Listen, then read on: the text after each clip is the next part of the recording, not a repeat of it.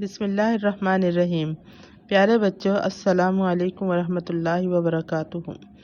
امید ہے آپ سب خیریت سے ہوں گے۔ اللہ تعالیٰ سے دعا ہے کہ وہ ہم سب کو شیطان کے شر سے محفوظ رکھے اور ہماری ہر طرح کی پریشانیوں کو دور فرمائے، آمین۔ آج ہم اسلامیات لازمی جماعت نہم اور دہم میں موضوعات مطالعہ کا سبق نمبر 5 طہارت اور جسمانی صفائی پڑھیں گے۔ سبق کو سمجھنے سے پہلے ضروری ہے کہ آپ سبق کی کئی بار بلند خوانی کر لیں۔ اس سے نہ صرف آپ کو سبق سمجھنے میں آسانی ہوگی بلکہ آپ کا مطالعہ بھی وسیع ہوگا اور کثیر الانتخابی سوال حل کرنے میں بھی مدد ملے گی۔ رب اشرح لی صدری ویسر لی امری واحلل عقدۃ من لسانی یفقہوا قولی۔ سب سے پہلے ہم لفظ طہارت کے معنی و مفہوم سمجھ لیتے ہیں۔ طہارت کے لغوی معنی پاکی کے ہیں۔ عربی زبان کا یہ لفظ پاکیزگی اور صفائی دونوں کے لیے استعمال ہوتا ہے۔ شرعی اصطلاح میں جسم، لباس اور عبادت کی جگہ کو پاک صاف رکھنا طہارت کہلاتا ہے۔ بنیادی طور پر طہارت دو قسم کی ہوتی ہے، روحانی طہارت اور جسمانی طہارت۔ روحانی طہارت یعنی اپنے قلب و روح کو کفر و شرک اور باطل عقائد و خیالات سے پاک رکھنا، جبکہ جسمانی طہارت کا مطلب ہے کہ اپنے جسم و لباس کو ہر طرح کی گندگی اور نجاست سے پاک رکھنا ہے۔ اسلام ایک مکمل ضابطۂ حیات اور دین فطرت ہے، اس لیے ظاہری و باطنی صفائی کے تمام اصول اور ضابطے بتاتا ہے۔ حقیقت یہ ہے کہ طہارت اور پاکیزگی کی جو تعلیم اسلام نے دی ہے وہ ایک عظیم نعمت ہے۔ اللہ تعالیٰ نے اپنے اس دین میں تمام انسانوں، خاص طور پر مسلمانوں کو تمام چھوٹی اور بڑی باتوں سے قرآن و حدیث کے ذریعے آگاہ کر دیا ہے اور نبی کریم صلی اللہ علیہ وسلم کو آخری نبی بنا کر اپنے دین کو عملی طور پر سمجھا دیا ہے تاکہ ہر چیز واضح ہو جائے۔ چنانچہ آپ صلی اللہ علیہ وسلم نے امت کو زندگی کے کسی بھی معاملے میں اندھیروں میں بھٹکنے کے لیے بے سہارا نہیں چھوڑا، بلکہ ہر معاملے میں خواہ وہ کسی بھی شعبہ زندگی سے تعلق رکھتا ہو، ٹھیک رہنمائی فرما کر نبوت اور رسالت کا پورا حق ادا کر دیا۔ رسول اللہ صلی اللہ علیہ وسلم پر جب دوسری وحی نازل ہوئی تو آپ کو نبوت کی بھاری ذمہ داریاں پوری کرنے کے لیے جو ہدایات دی گئیں ان میں سے ایک یہ تھی کہ وَثِيَابَكَ فَطَهِّرْ وَالرُّجْزَ فَاهْجُرْ۔ ترجمہ: اے نبی صلی اللہ علیہ وسلم، اپنے کپڑے پاک رکھیے اور ناپاکی سے دور رہیے۔ گویا دین اسلام کی تمام تر عبادات کا انحصار طہارت اور پاکیزگی پر ہے۔ روح کا تزکیہ اور لباس و جسم کی طہارت لازم و ملزوم ہے۔ رسول اللہ صلی اللہ علیہ وسلم نے نہ صرف خود امت کے سامنے طہارت اور پاکیزگی کا اعلیٰ نمونہ قائم کر کے دکھایا بلکہ امت کو بھی پاک و صاف رہنے کے لیے اعلیٰ معیار دیا۔ ایک صحابی بکھرے ہوئے بالوں کے ساتھ حاضر خدمت ہوئے تو آپ صلی اللہ علیہ وسلم نے ناپسندگی کا اظہار فرمایا اور صحابی کو بال سنوارنے کا حکم دیا۔ ایک اور صحابی میلے کچیلے اور بوسیدہ کپڑے پہنے خدمت اقدس میں حاضر ہوئے تو پوچھا، کیا تمہارے پاس مال نہیں ہے؟ صحابی نے عرض کیا، بہت کچھ ہے۔ رسول اللہ صلی اللہ علیہ وسلم نے فرمایا، تو پھر تمہارے رہن سہن سے اللہ تعالیٰ کے انعامات کا اظہار ہونا چاہیے۔ اسی طرح نبی کریم صلی اللہ علیہ وسلم کا فرمان ہے، الطہور شطر الایمان، طہارت و پاکیزگی ایمان کا حصہ ہے۔ طہارت کی اہمیت کے پیش نظر آپ صلی اللہ علیہ وسلم نے نہایت تفصیل اور وضاحت کے ساتھ اس کے احکام بتائے اور پاکی حاصل کرنے کے طریقے سمجھائے۔ بس ہر مسلمان کے لیے لازم ہے وہ ان احکامات کو جانے، یاد کرے اور ان کے مطابق اپنے ظاہر و باطن کو پاک کرے۔ یہ بات اچھی طرح ذہن نشین کر لینی چاہیے کہ پاکی اور ناپاکی کا معیار صرف اللہ تعالیٰ کی شریعت ہے۔ اپنے ذوق، طبیعت یا سمجھ سے نہ ہمیں اس میں کسی اضافہ کا حق حاصل ہے نہ کمی کا۔ ہر وہ چیز یقیناً پاک ہے جس کو شریعت نے پاک کہا ہے، اور جس کو شریعت نے باطل یا ناپاک کہا ہے تو یقیناً وہ باطل اور ناپاک ہے۔ شریعت نے پاکی حاصل کرنے کے جو طریقے اور تدبیریں بتائی ہیں ان سے یقیناً پاکی حاصل ہو جاتی ہے۔ آج کے دور میں صفائی کا خیال تو رکھا جاتا ہے اور شریعت کے اصولوں کو اپنائے بغیر عام غسل کرنے کو طہارت کے مفہوم میں لے آتے ہیں، حالانکہ طہارت کا شرعی مفہوم بالکل مختلف ہے اور شریعت کے بتائے ہوئے اصولوں اور اس کی شرائط کے مطابق صفائی نہ کی جائے تو طہارت نہیں ہوگی اور طہارت کے نہ ہونے کی وجہ سے کوئی عبادت قبول نہ ہوگی۔ اسلام نے مسلمانوں کو طہارت اور پاکیزگی کے جو اصول سکھائے ہیں ان سے آج بھی بہت سی قومیں ناواقف ہیں۔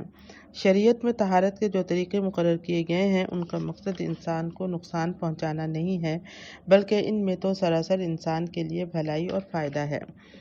اسلام میں طہارت حاصل کرنے اور نجاستوں کو دور کرنے کے لیے 3 طریقے بتائے گئے ہیں، جن کا ذکر قرآن پاک کی سورہ مائدہ کی آیت نمبر 6 میں کیا گیا ہے: وضو، غسل اور تیمم۔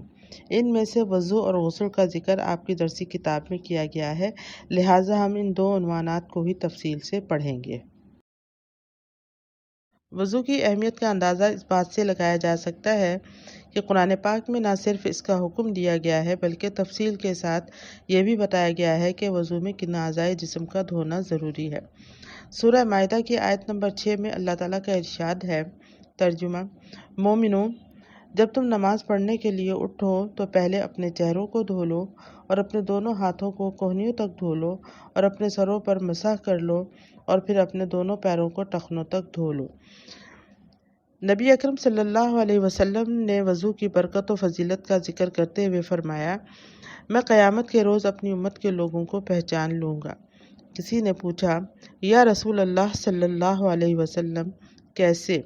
وہاں تو ساری دنیا کے انسان جمع ہوں گے۔ فرمایا: وضو کی وجہ سے میری امت کے چہرے اور ہاتھ پاؤں جگمگا رہے ہوں گے۔ نماز سے پہلے وضو کرنا واجب ہے، بشرط یہ کہ جسم اور لباس پاک ہو، اور اگر جسم اور لباس پاک نہیں تو وضو سے پہلے غسل کرنا اور لباس کو پاک کرنا لازمی ہے۔ وضو میں 4 چیزیں فرض ہیں، اگر ان میں سے کوئی چیز بھی چھوٹ جائے یا بال برابر بھی کوئی جگہ خشک رہ جائے تو وضو نہیں ہوگا۔ در حقیقت انہی 4 چیزوں کا نام وضو ہے۔ ایک بار پورے چہرے کا دھونا، یعنی پیشانی کے بالوں سے لے کر ٹھوڑی کے نیچے تک اور ایک کان کی لو سے دوسرے کان کی لو تک پورے چہرے کو دھونا۔ ایک بار دونوں ہاتھوں کو کہنیوں سمیت دھونا۔ ایک بار چوتھائی سر کا مسح کرنا۔ ایک بار دونوں پیروں کو ٹخنوں سمیت دھونا۔ وضو کا مسنون طریقہ۔ وضو کے مسنون طریقے کا مطلب یہ ہے کہ سنت کے مطابق وضو کرنا۔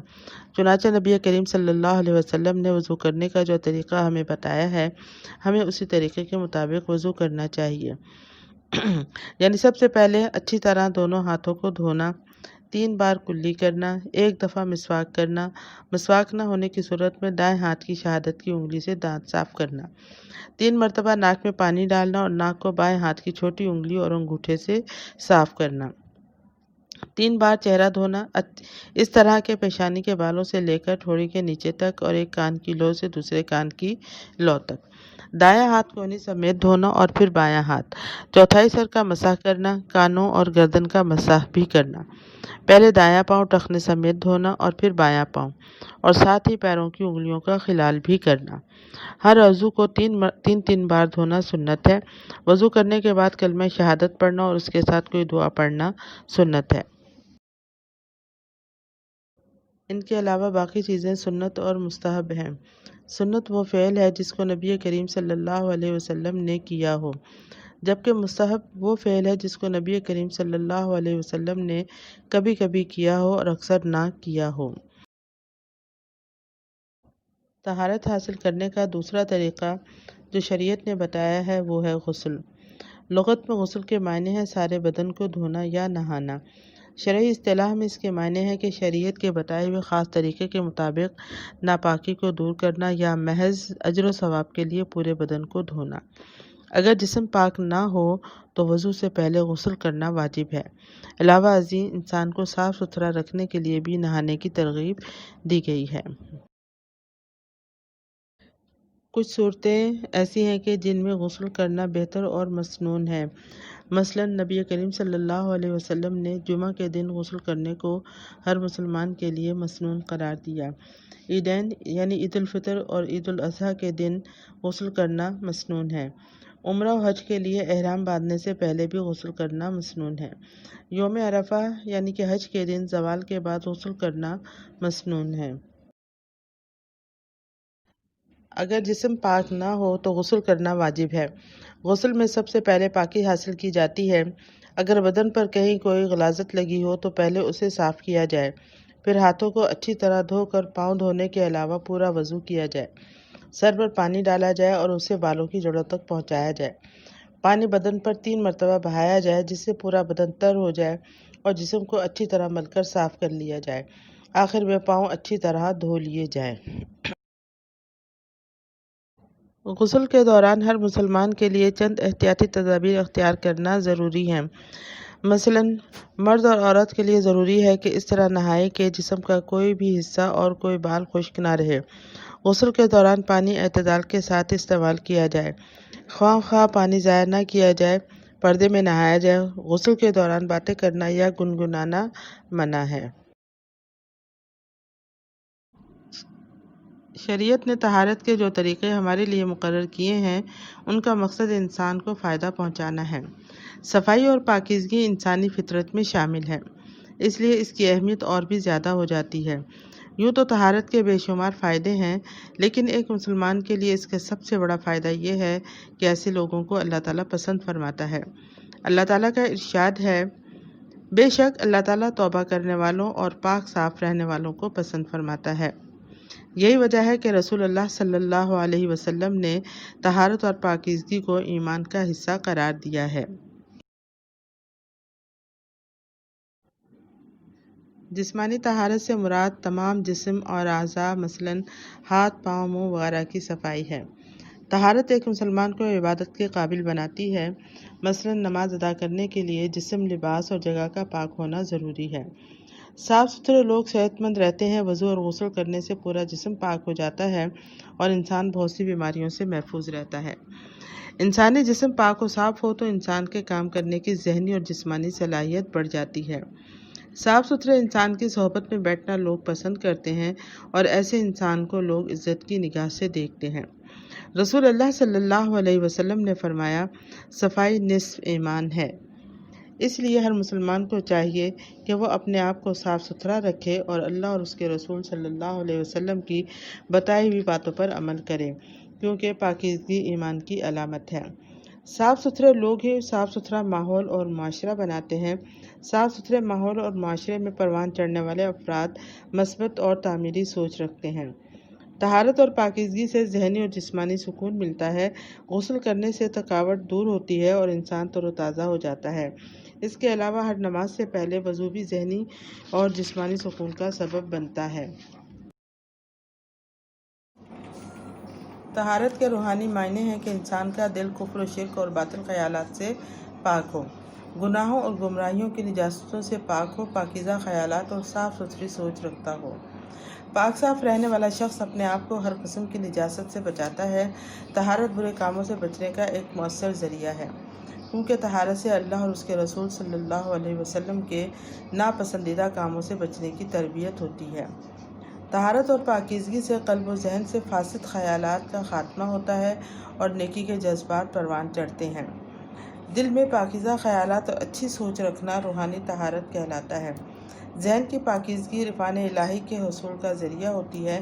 انسان کا دل جیسے جیسے پاکیزہ، پاک اور نیک جذبات کی طرف راغب ہوتا ہے، ویسے ویسے اسے عرفان الہی حاصل ہوتا چلا جاتا ہے۔